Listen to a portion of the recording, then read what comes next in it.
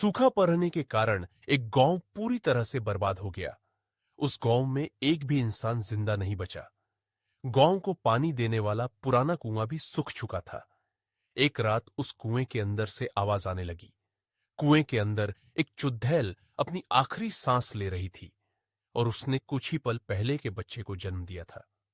वो बच्चा भूख से बहुत तेज तेज बुरी तरह से रो रहा था, पर चुड़ैल उसे दूध नहीं पिला सकती थी क्योंकि भूख के कारण वो मरने वाली थी। उसने अपने बच्चे को ऊपर उठाया और पूरा जोर लगाकर कुएं के बाहर फेंक दिया। वो बच्चा कुएं के बाहर जमीन पर गिरा, पर वो बच गया। चुड़ैल, मैं अब जिंदा नहीं बचूंगी, लेकिन मुझे वचन दे कि तू मेरा बदला जरूर लेगा। भूखा शैतान बनकर सबको खा जाएगा। चुड़ैल की बात खत्म होते ही कुएं के पत्थर हिलने लगे और बच्चे का रोना और भी बढ़ गया। कुएं के सारे पत्थर एक एक कर अंदर चुड़ैल पर गिरने लगे। चुड़ैल की भयानक चीखें निकल रही थी। देखते ही देखते पूरा कुआं पत्थरों से ढक गया। चुड़ैल के मरने के बाद वो बच्चा रोते रोते वहां से गायब हो गया और फिर कभी नहीं दिखा। उस गांव से बहुत दूर दूसरे गांव में एक व्यक्ति की मौत हो गई और लोग उसे जलाने के लिए ले जा रहे थे। सब विद्या पूरी हो चुकी थी और अब उसे अग्नि देने ही वाले थे। एक आदमी ने उसे अग्नि दी। आसपास बहुत लोगों की रोने की आवाज आ रही थी।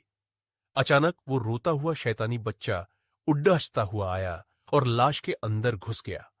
यह घटना इतनी तेज हुई कि किसी को कुछ समझ नहीं आया कि आखिर हुआ क्या। पर थोड़ी देर बाद लकड़ियां जलने लगी, पर लाश पर कुछ असर नहीं हो रहा था। वहां के सारे लोग डरने लगे। सारी लकड़ियां जल जाने के बाद वो लाश अपने आप उठने लगी, पर उसके पैरों पर वो लगी हुई आग वैसी ही थी। लाश उठकर खड़ी हो गई और उस लाश ने शैतानी रूप ले लिया और उसे देखकर वहां के सारे लोग डर कर भागने लगे। शैतान, खाना चाहिए, खाना चाहिए। उस मरे हुए आदमी में चुड़ैल के बच्चे ने प्रवेश कर लिया था और अब वो भूखा शैतान बनकर अपनी मां का बदला लेने आया था। उस शैतान ने जली हुई लकड़ियां खा ली और अब वो किसी इंसान को खाने के लिए भागने लगा। उसने एक आदमी को पकड़ कर उठाया और अपने पैरों में लगी आग से जलाने लगा। उसका शरीर पूरी तरह से जल जाने के बाद शैतान उसे खा गया। शैतान गांव पर किसी मुसीबत की तरह टूट पड़ा और उसने किसी को नहीं छोड़ा। औरतें, बच्चे, बूढ़े, जवान सबको जलाकर खाने लगा। चारों तरफ गांव वालों की चीखें सुनाई देने लगी। कुछ देर बाद पूरा गांव शांत हो गया क्योंकि सबको इस शैतान ने खा लिया था, पर वो अब भी भूखा था। वो अपने आसपास देखने लगा, जोर से चिल्लाने लगा। ऐसी भयानक आवाज सुनकर पेड़ के पीछे छुपा एक आदमी वहां से भागने लगा और तभी शैतान की नजर उस इंसान पर पड़ी। शैतान ने उस भागते हुए इंसान को देख लिया। वो इंसान और तेजी से भागने लगा, पर शैतान का मुकाबला नहीं कर पाया और वो पकड़ गया। शैतान, तुम इस गांव में अकेले ही बचे हो या और भी कोई है? आदमी, मुझे कुछ नहीं पता, मुझे छोड़े डर दो। शैतान, मेरी भूख अभी तक शांत नहीं हुई है, इसलिए मैं तुम्हें नहीं छोड़ रह सकता।